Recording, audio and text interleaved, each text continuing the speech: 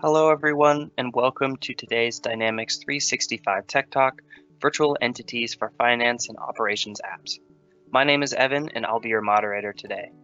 We are broadcasting this web conference through Teams Live Events, and the audio can be heard through your device speakers. Today's web conference is being recorded on behalf of the Microsoft Corporation, and by participating in the session using Microsoft Teams, your name, email address, phone number, and/or title may be viewable by other session participants. If you do not consent to being a part of a recorded session, please disconnect at this time. The recording will be available on the Tech Talks Community Dynamics page within 5 business days. If you have questions for the presenters or need support, please use the Q&A panel located on the right side of your screen. Our presenters will be responding to your questions throughout the event. Thank you for your patience during these announcements. Now on to the presentation. Presenting for us today from Microsoft, we have Satish Panwar, Senior Program Manager, and Harsh Burla, Senior R&D Solution Architect. Satish, over to you. Thank you.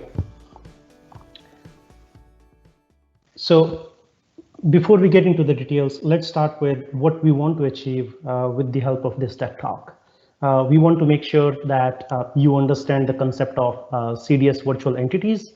How do you go about enabling those and building processes around it to fulfill different business scenarios. We will also get into overview and architecture. We have a couple of demos lined up, and we will also consider the implementation, what to look for during the implementations. What we are not going to cover today is the Power Apps or Power Portal development. We will not be going deep into the ALM, as well as troubleshooting of any issues and licensing. From an agenda perspective, we'll go on a journey wherein we'll talk about why virtual entities. Couple of potential scenarios. We'll talk about authorization, authentication, and in the end, we will also have time for Q&A as well. So, looking at this previous state, just to set the context and make sure that audience are able to follow through, we will start with the basics and then advance the content as we move through the presentation. As you already know, Common Data Service provides easy to use, easy to manage, compliant, scalable, and globally available SaaS data service. CDS also empowers organization to work with any type of data and with any type of app and use the data within it to gain insights and drive business action. CDS requires no or little code to be written, so it can be easily understood by everyone from knowledge workers to professional developers, and it is built on Azure Stack. CDS also lights up the Power Platform, which comprises of multiple products, including Power Apps, Power Automate, Power BI, and Power Virtual Agents, to name a few. We won't go into details of these products in today's presentation, but let's take an example of Power App. Power Apps help us build great looking apps that are secure and reliable, and we can make them available across desktop, web, mobile, and even Microsoft Teams. In addition to providing the ability to create data and import it from other systems, CDS natively also supports virtual entities. Virtual entities will help map data in an external data source so that it appears to exist within Common Data Service. By default, virtual entities in CDS are read-only in nature. So overall, if you look at it, Power Platform has so much to offer. On the other hand, we have Dynamics 365 Finance and Supply Chain that help manage specific business functions, including but not limited to general ledger, account receivables, payables, projects, time and expense, warehouse management, manufacturing, just to name a few. Microsoft is committed to bring these systems together, and as a result, there are a couple of ways in which these two platforms can be combined using different integration mechanisms like data integrator, dual write, finance and operation connector, depending upon the business scenario and business requirements. For example, there are business use cases where the data needs to be copied and available in both systems, and bidirectional updates are required. That's where dual write capabilities comes in.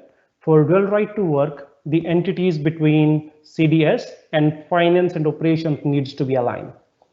As an example for dual write, consider a scenario wherein the sales rep creates an account in the sales app and is doing the initial customer facing work in the sales app. At some point in time, the account needs to flow into the ERP as a customer so that subsequent order can be created, processed, and invoiced as well. This is a simple use case of dual write where data copy is required between sales app and Dynamics 365 so that the two apps can work independently. So data sharing is required because of business requirements, so that business process can seamlessly execute without any manual data entry. In other scenarios, to either build model-driven app or to use AI Builder, our approach so far has been copy data to CDS with the help of dual write, and then leverage the capabilities that Power Platform has to offer because the technologies of AI Builder, etc., can only work with native entities within CDS. With these requirements, the data copy become more a requirement from a system perspective, from an IT perspective, and it's not more of a business requirement. To understand more about dual write, please watch the dual write tech talk where the topic has been covered in length. Data integrator is another technology which is good for unidirectional heavy data volume related scenarios. We also have finance and operations connector that opens up integration with Power Automate and Logic apps. However, it is not enough to leverage the full capabilities of Power Platform with finance and operations. For example, if someone wants to use AI Builder or Power Portal, the finance and operations connector doesn't support these scenarios.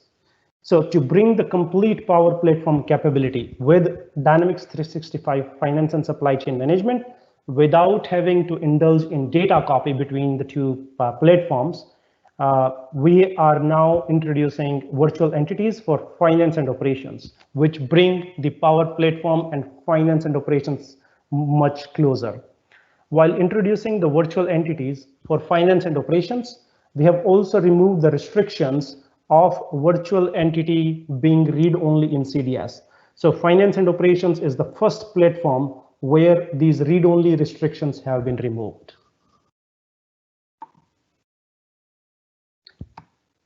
Now, looking at the current state with the help of virtual entities. With virtual entities, CDS tooling can now understand the finance and operations data like any other supported data sources like SQL, and data continue to reside within finance and supply chain. Virtual entities will lighten up all the great functionalities that Power Platform has to offer for finance and supply chain applications. Virtual entities for finance and operations within CDS allows full CRUD capabilities. So users would be, as a consumer, you'll be able to do create, read, update, and delete as well. OData actions on the finance and operation entities are also made available as custom actions in CDS.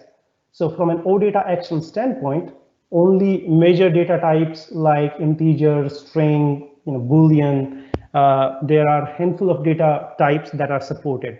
So if an input or output parameter to a particular custom action or OData action is different, the OData action may not appear in the SDK message for the common data service.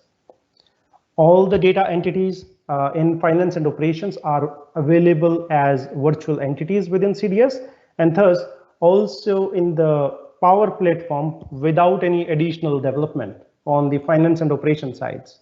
So now users will be able to build experiences in applications like sales, marketing, customer engagement, and others with data directly from finance and operations with full CRUD capabilities. Power Portal is another mechanism which can be used to build external facing websites to enable collaboration scenarios for business processes in finance and operations. So all these capabilities will lighten up a lot of additional business scenarios, and business can now realize the full potential of Power Platform and finance and operations. So we have talked about a lot of technologies. We talked about data integrator, dual write, finance and operation connector, and now virtual entities. We just want to make sure that these different technologies serves different business scenarios, and they are not a replacement of one technology with other. They are not competing with each other. They are complementary. Each technology will have their own space for catering to a specific business scenario. Consider a scenario wherein through a Power App, user is performing some action on a virtual entity that's not enabled for dual write. But as a result of certain operations that performed on virtual entity, it impacts one of the entities within finance and supply chain, which is enabled for dual write. The data changes in dual write would enable or will trigger a data update from finance and operations to CDS Power Apps. Now, why did we use data entities? Or what is a virtual entity?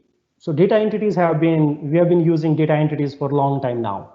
And data entities is a means to integrate external systems via OData. So rather than taking a separate path, we wanted to continue to the use of data entities that's available within finance and operations. So these data entities that exist in finance and operations, they form the basis of virtual entities. So if an entity is already available either out of the box, or if you have created one, there is no additional development on finance and operations side. One particular thing to call out, that the business logic that resides on forms is not invoked through virtual entities. Instead, the behavior that you should be expecting is whatever you get out of OData. So the expectation is that an entity which is exposed to OData has appropriate protections to ensure that data cannot be corrupted. If an entity lacks this kind of data protection, this situation represents a bug in the entity.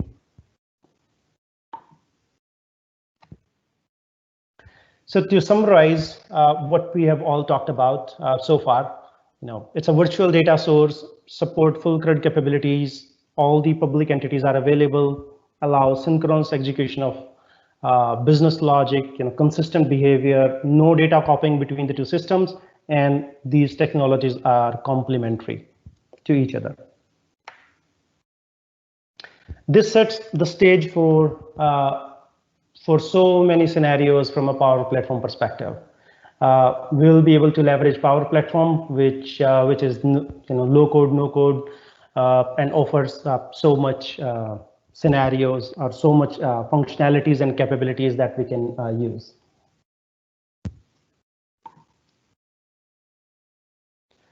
From a scenarios perspective, there are two sets of users who get benefited with the help of virtual entities. There are finance and supply chain management users, and then there are CDS users. So if we think from finance and supply chain user standpoint, now we will be able to develop Power Apps so that in certain cases, the data entry is much more simplified. We'll be able to leverage the functionalities of, let's say, barcode scanning and picture taking, which is available in Power Platform, and use that functionalities with finance and operations. Also, we talked about portal experience. So the customer portal that is currently out is on the basis of dual write, and we have a presentation and a demo that we will go in more details. On the other hand, we also have CDS users who now will be able to work with, they will not find any difference where the data is coming from. Virtual entities will bridge that gap. So now they'll be able to access finance and supply chain data. They will be able to act on it as if the data always resided within CDS. It also lights up a lot of scenarios. So if we start thinking about scenarios, one of the typical asks that we have been getting is, the sales rep in the organization wants to look at all the orders for their customers so that they are able to service their customers better. Now, the Power Apps can be built, which behind the scene is leveraging virtual entities, and the data is being read directly from finance and operations. So there is no data copying, and the sales rep would be able to get real updates of the orders and can keep the customers appraised of actual status at any point of time. It can also be used to build external portal. For example, quotations, if we need to send it out, we can leverage Power Portal capabilities. A couple of other type of scenarios that it can also enable is, for example, timesheet approval. That's an app that can be built. Bill of material approval. So anything that you could do in finance and operations. Now, with the help of virtual entities, you can extend the solution and leverage Power Platform to supplement the finance and operations. From a supported version perspective, this functionality of virtual entities requires version 10 or 12 for finance and operations, while service update 189 or later is required for CDS. The virtual entity feature has been GA since August 2020. From an environment perspective, you should be able to leverage tier 1 environments as well. Dev topologies are okay, and sandbox topologies. So these topologies are okay as well. Do you know that virtual entity solution is a managed solution? So from an ISV, if ISVs want to build their own solution and they want to take dependency upon virtual entities, now they will be able to do that as well. What happens is when the solution is being imported, if a specific virtual entity does not exist, the virtual entity is automatically made visible when the solution is being imported. Next, we will talk about architecture of virtual entities. Yeah, thanks, Satish. So let's talk about high-level architecture of for virtual entities. If you look at from the left-hand side, we do have common data service. All Power Platform technologies, for example, Power Apps, Power Automate, model-driven apps, etc., they leverages native entity and virtual entity of common data service, right? So native entities resides within common data service database, and it allows CRUD operation for various scenarios, right? Virtual entities are common data service concept that is useful beyond finance and operation. VE virtual entity doesn't reside within CDS database. That's where you won't see it connecting or talking to database. And previously, only read operations was allowed. Now we are relaxing this condition to allow all CRUD capabilities specifically for finance and operation. When you install virtual entity solution, virtual entity adapter and plugins gets created, and 6 primary methods are implemented by this provider. These are create, update, delete, retrieve multiple, and perform. The last method is perform action, which is used to call OData actions, right? So this adapter is basically responsible to translate entity name to finance and operations public entity, field name, and the field properties. So basically, it looks at the entire metadata and for finance and operation data entity and translate to the CDS concepts and vice versa. Now, this adapter actually calls securely to CDS virtual entity service web API. It doesn't leverage OData API, as you can see in the diagram. It leverages JSON web service, and this adapter service it actually converts the queries into calls to the associated physical entities and finance and operations, right? So if you look at this web API actually calls or invoke CRUD operation on finance and operations data entity. So all data entities which are public in nature are exposed and available as a virtual entity. And all the business logic which is present on data entities gets executed, and that in turn calls or talks to tables in finance and operations, and ultimately do the CRUD operation with the database, right? So this Wave API is also translate common data service query expression into query build data source, common buffer, etc. So basically, looking at the construct of CDS and converting into finance and operation construct, right? So this entire virtual entity solution is designed specifically keeping CDS and finance operation in mind, and that's where you see it's a different JSON web service specifically designed for virtual entity. Next, we'll talk about authorization authentication.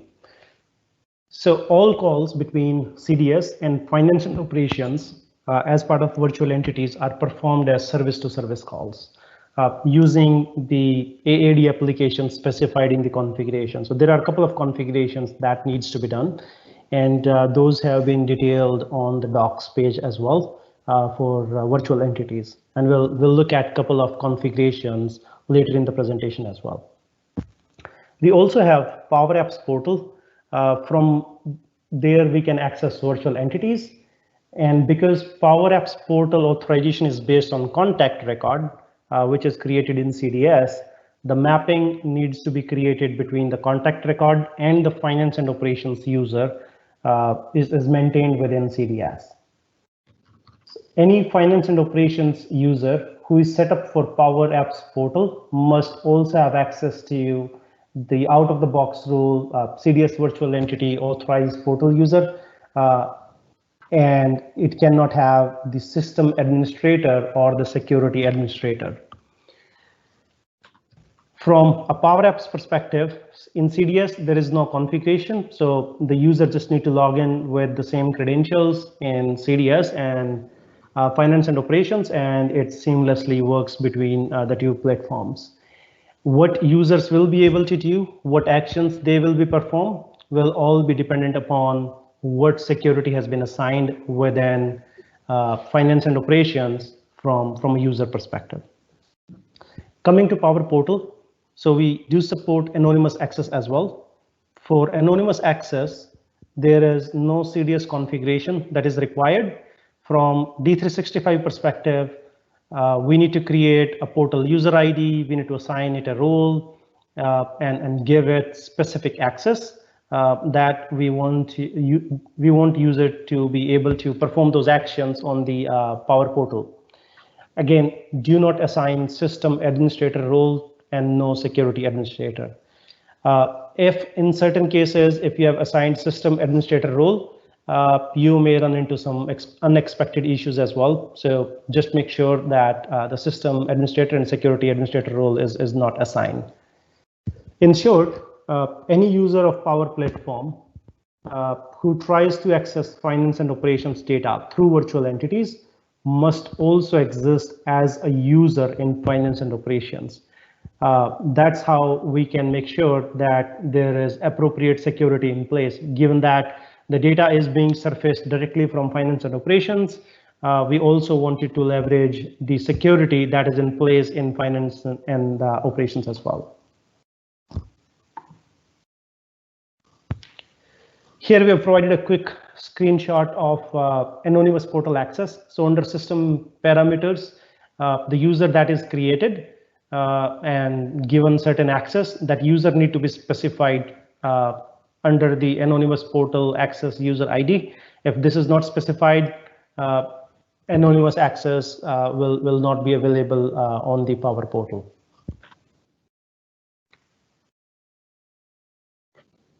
Next, we will talk about installation. Yeah, so as Satish already mentioned, from a prerequisite perspective, from finance and supply chain management perspective, it has to be on 10.12 version. CDS has to be on service update 189. And from Power Portal Admin Center, you can install Finance and Operations Virtual Entity Solution. Once you install this app, it brings these solutions right into your CDS instance.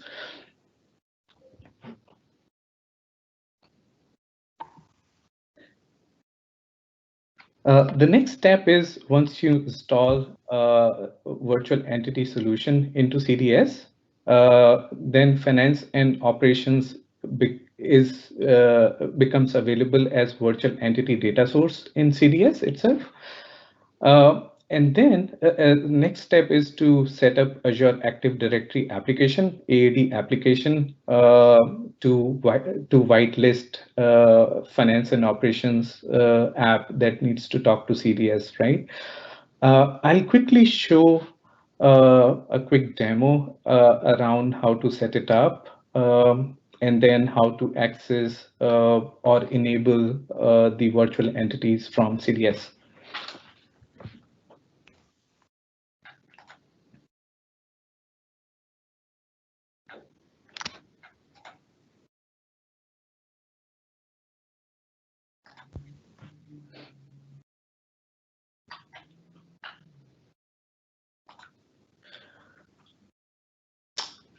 So if you go to finance, if you go to Power Platform Admin Center and go to choose your environment. In this case, my environment is this lab. Hey, Harsh, not sure. I'm not able to see the presentation. Sorry. Is it visible now?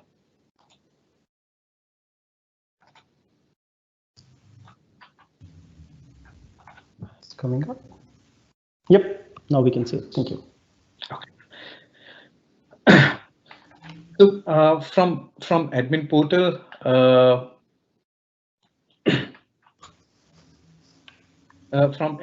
if you go to your environment, you can actually look at Dynamics 365 apps, and you will see virtual entity app, and then what you need to do is install this app. It will bring all the solutions into your CDS instance.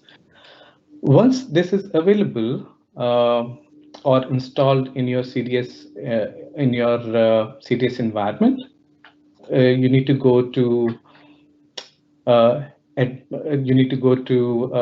CDS administration and go to virtual entity data sources, and you will see finance and operations as one of the data sources. This is where you establish connection. Hey, this CDS instance is going to talk to this particular finance and operations instance. And based on the Azure Active Directory application, you will set up the application ID and application secret that allows whitelisting of these two apps, right?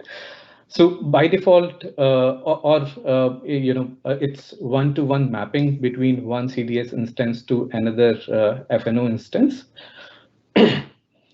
So similarly, there is one setup that you need to do in finance and operations. You need to register the Azure Active Directory app that you created in the previous step, and assign a user ID which is called CDS Virtual Entity user.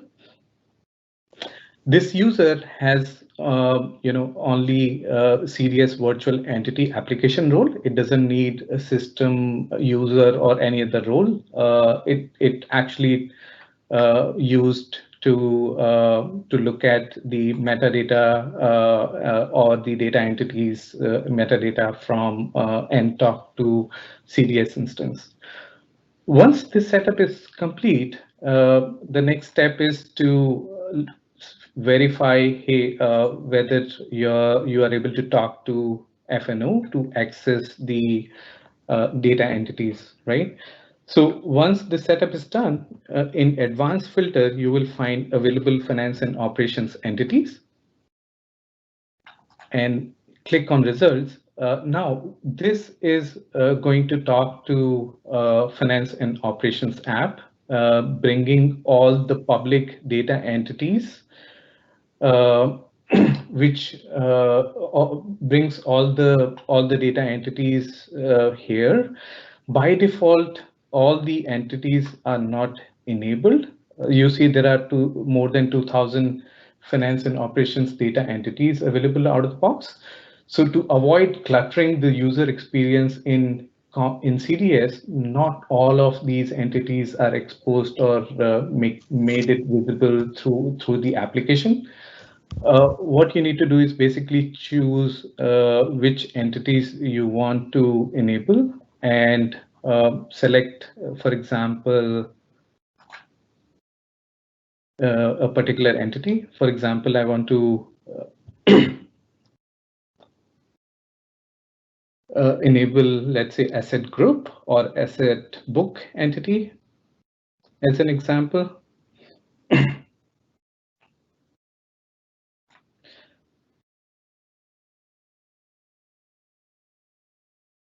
So once you see there are two options, right? One would be visible and another one would be refresh.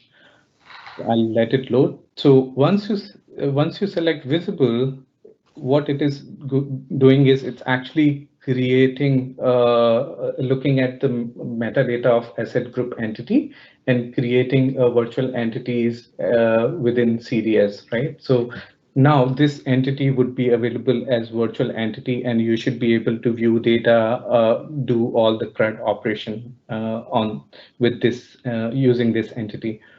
There is another button called refresh. Refresh is used if you're making any changes in metadata. For example, if you're adding a field, changing some of the properties. So refresh is used if refresh should be used if you have already made this entity visible in your CDS instance, and due to changes in metadata, you want to refresh the schema of this entity in CDS, right?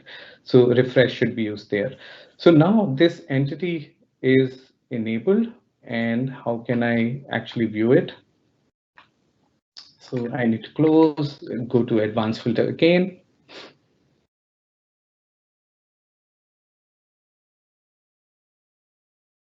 So all the data entities or all the virtual entities coming from finance and operations, they are prefixed with MS ERP.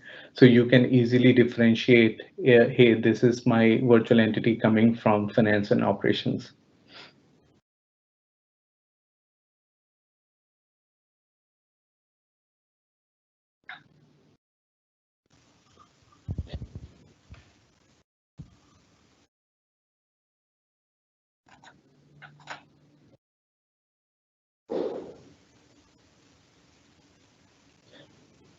So asset group was my entity.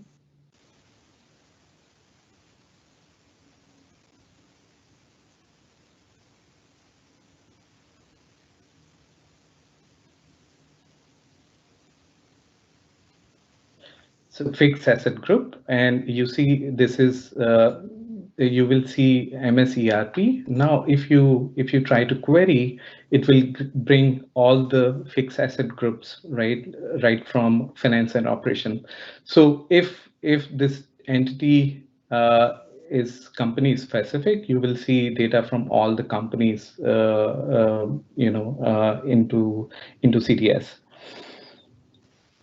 So this quick overview how you can enable specific or set up the virtual entity solution, install it, and make data entity available as part of CDS.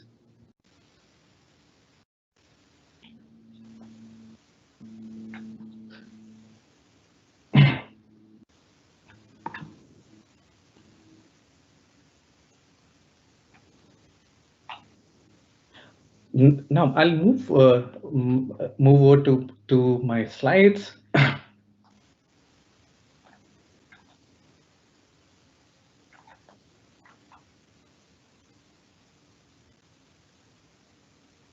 Sorry about that.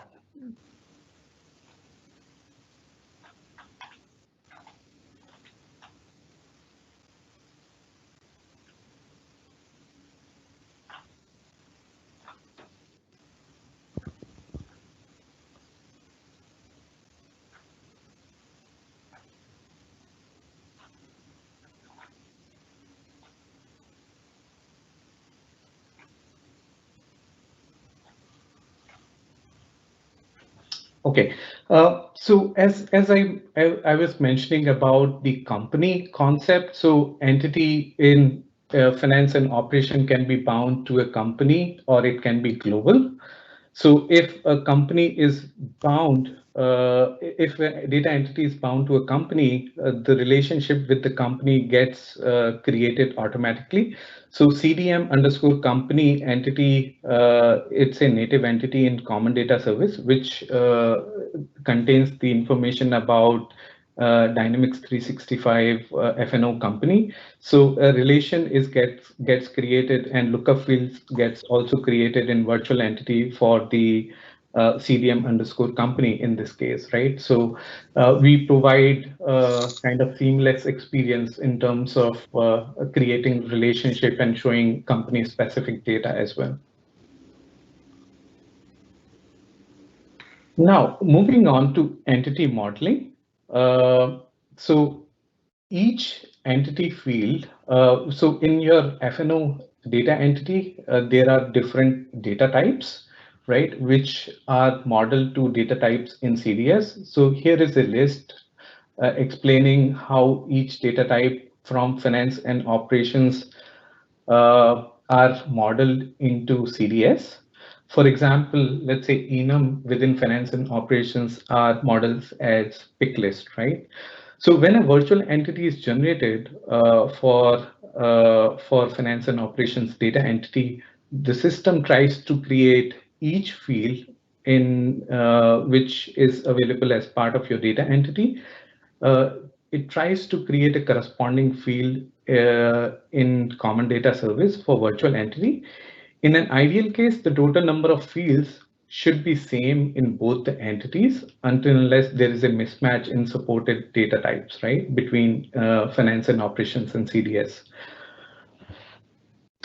Similarly, all the properties, metadata properties of these fields are also gets modeled into CDS as part of exposing the virtual entity.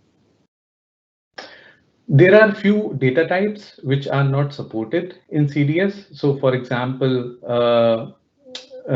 any type, blob, class, container, etc. These are not supported. Therefore, if you have any field if you have any field in your finance and operations data entity with these data types will not get translated or modeled into CDS.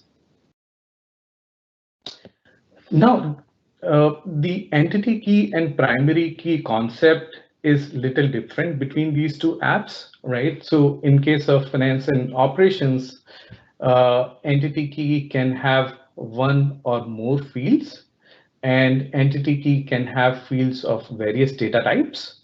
However, in case of common data service, it has to be a globally unique identifier, which is a GUID.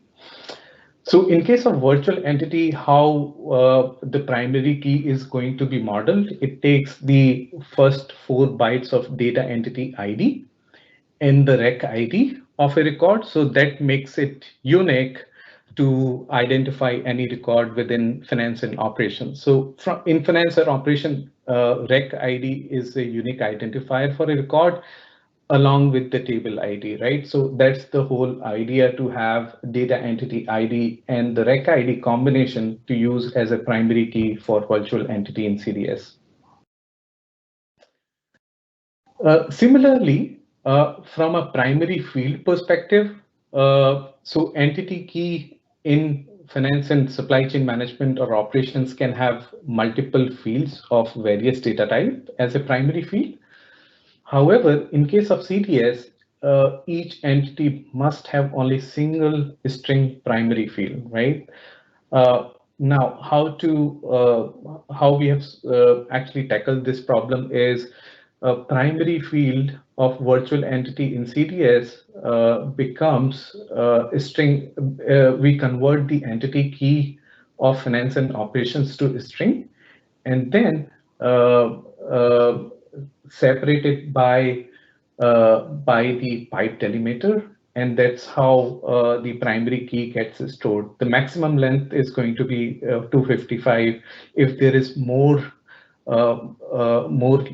number of fields as part of the entity key that which are beyond 255 characters, that gets truncated. Here is an example of a primary key. For example, let's say I have a free text invoice, and on the lines I have free text ID and the line number combination, right, as my entity key. This is how it gets modeled into CDS as my primary field.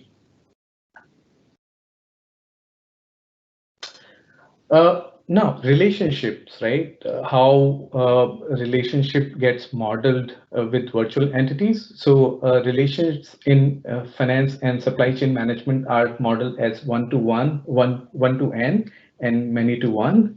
Finance and operation doesn't support end-to-end relationship. So so a schema of the relationships that gets created follows the naming convention as I have mentioned in the slide deck, and the maximum string length of the relation name supported is 120 characters. Now, there can be multiple scenarios where you would want to have relationship between, let's say, native to virtual entities, virtual to virtual entities, etc. So let's talk about various scenarios.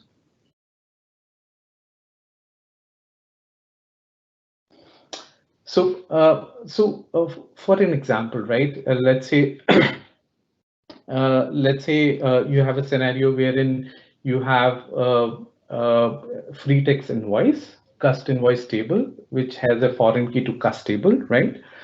How this gets modeled is in CDS as part of the virtual entity is it creates n:1 relationship between virtual entity that gets created.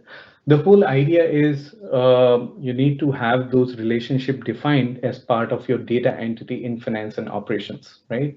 So once you define those data entities, once you define those relationship on your data entity, the related entities also needs to be enabled, right?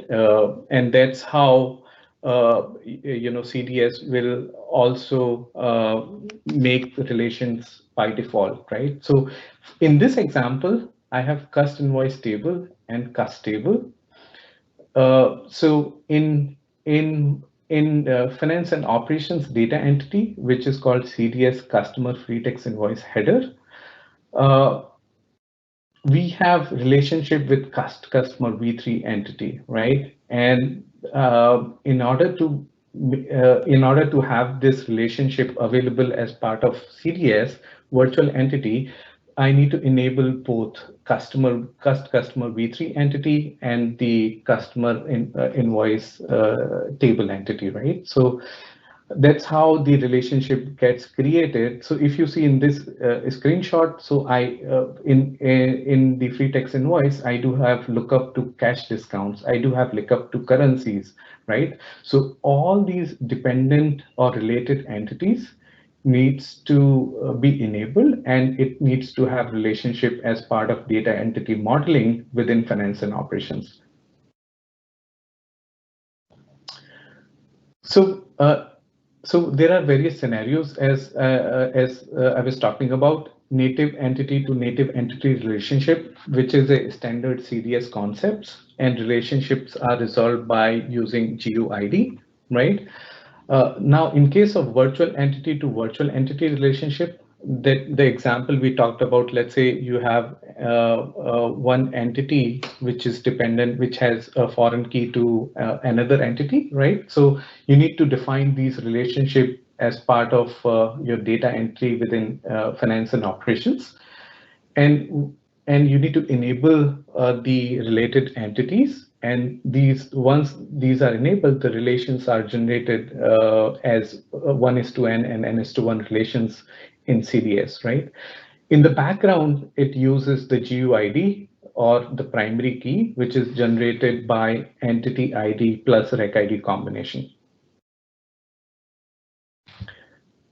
Now, another scenario could be you may want to leverage a native entity or create a relationship between native entity and the virtual entity and vice versa. So in this case, consider an example. Let's say I have accounts entity in CDS, and I want to have a lookup of accounts entity when I let's say try to create a free text invoice, right? For an example, so rather than having a lookup from customer V3 entity, I want to have a lookup from accounts entity, which is part of CDS. So you in this situation, which is virtual entity to native entity relationship, you can create an extension for out of the box data entity, or write a method on your custom entity to create such kind of relationship, right? So if you look at this example, which is creating a relationship between free text invoice header CDS entity customer account field to MSDYN underscore account number field, and similarly for the company construct, right? So, and once you have this kind of extension and try to enable this virtual entity, the CDS automatically creates the relationship for you, right? So, so all the metadata is driven from within finance and operation from a relationship perspective. Now we talked about entity modeling. I wanted to cover one free text invoice scenario. So consider a scenario where in model-driven app or within CDS, you have accounts, and accounts are dual written using dual write capabilities to customers. And now I want to create a free text invoice from CDS instead of FNO, and I want to post a free text invoice from FNO, right? So, so this is a kind of scenario overview, and I'll quickly go to the demo.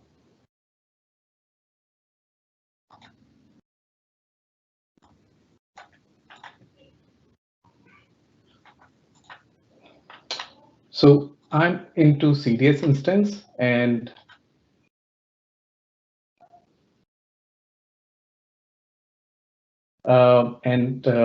this instance is connected to my FNO instance, and I have dual write configured in this environment. I just wanted to show you how these two technologies can work together, right? So let's create an account number for this customer, customer group is this USD currency. So I'll save this customer.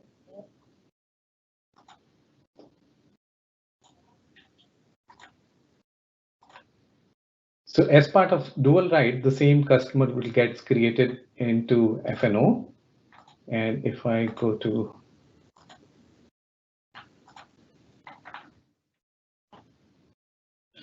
so now I do have this account or customer created. The next step is I have enabled the free text invoice header and lines entity. So just wanted to show you how we can leverage the virtual entities to create a seamless experience. So currently it is showing free text invoices from all the customer, but we can just trying to show you how we can achieve the capabilities of having multiple free text invoices. I can create a new free text invoice.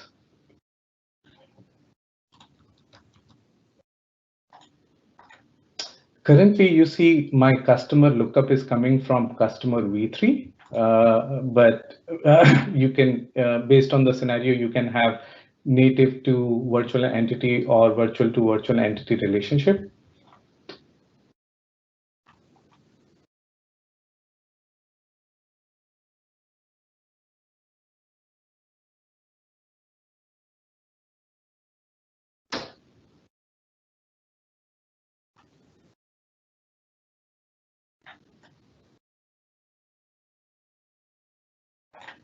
Yeah, here it is. Similarly, currency lookup is coming currently from FNO. This is coming from MSERP, so I can set it up, let's say Canadian dollars, set up the date, set up external invoice number, and save this record. So this is how I created a header. Once I created the header, now I can enter the lines. So I can quickly show you in finance and operations. So this is what we created just now.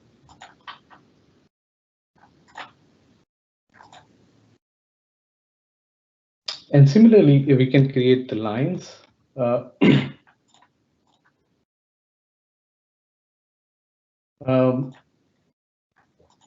So for free text invoice, we need the main account. I don't have the lookup working for the main account, but just to just from the demo perspective.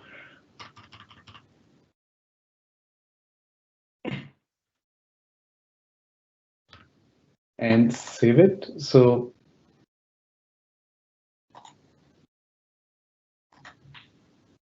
right, so that's how you can create a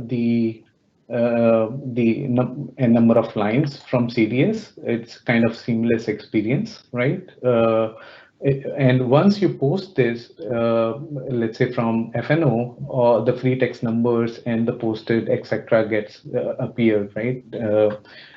Here.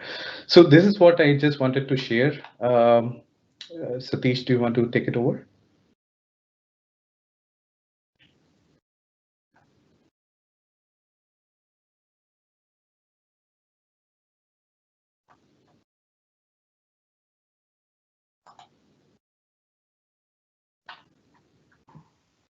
So we have other scenarios that are lined up, and these scenarios we want to show the power of Power Portal and the capabilities of virtual entities. So consider a scenario in which we want to empower our customers to be able to look the tracking number automatically on customer portal or on a custom Power Portal as well. So users would be able to go in and they should be able to look up the orders or search the orders.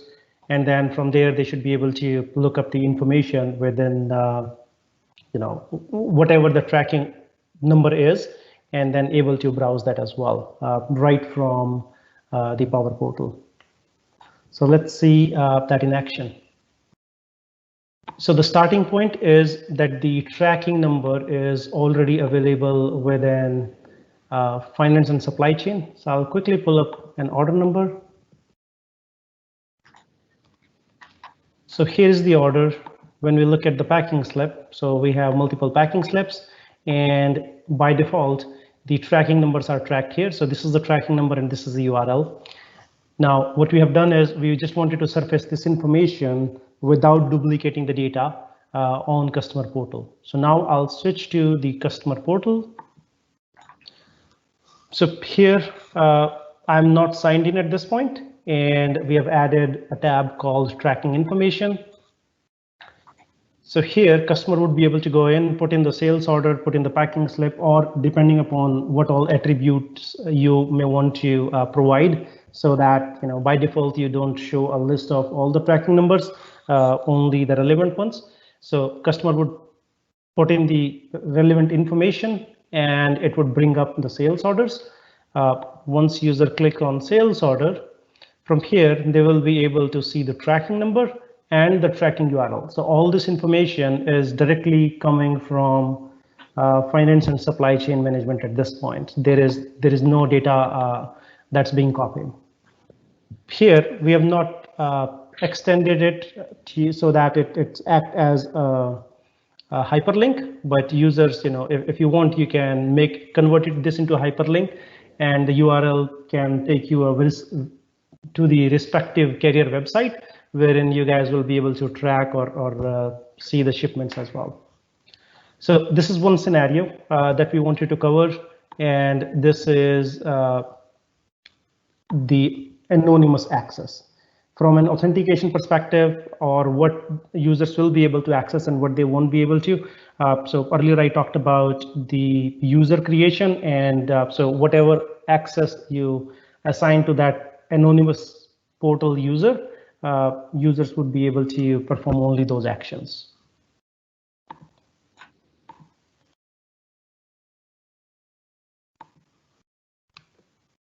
Next, we want to talk about another scenario, wherein in this case, we want to surface the sales order invoices for a customer.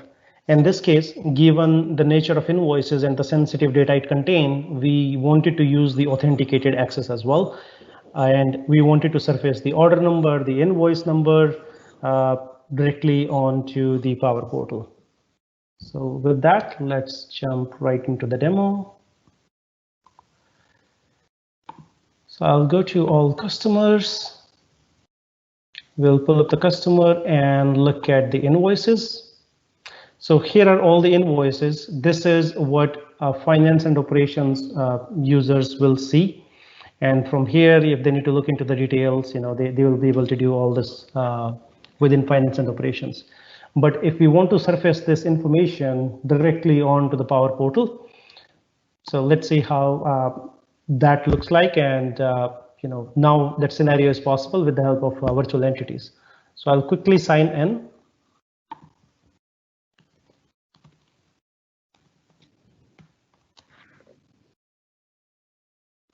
So here, so we leverage the customer portal that comes out of the box, and by default, all these entities create orders. So everything except view all invoices is based on dual right data entities.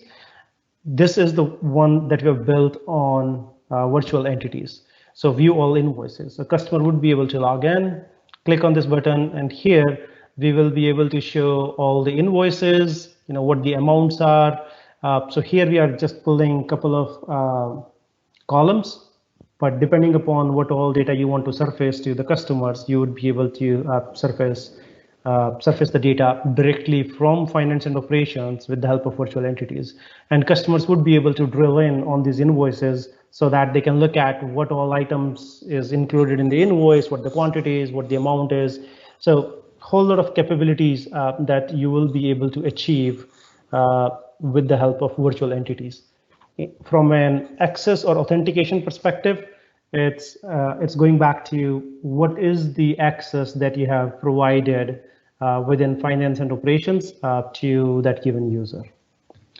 Given that now we are talking about different sets of users, so contact is the one, contact in CDS is the one who is accessing the Power Portal.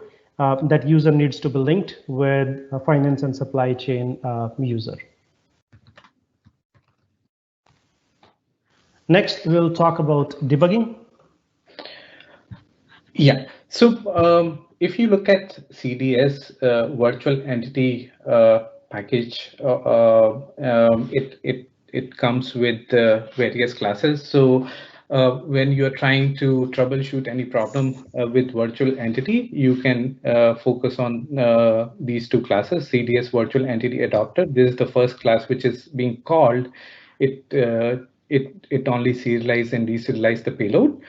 The next class is which is CDS virtual entity controller. It's an adapter class, delegates to the controller class to do actual queries, etc. Right? So you can place debugger for troubleshooting purposes in any of these classes, and attach your isexpress.exe, etc. Right, for normal debugging. It doesn't require any special debugging techniques.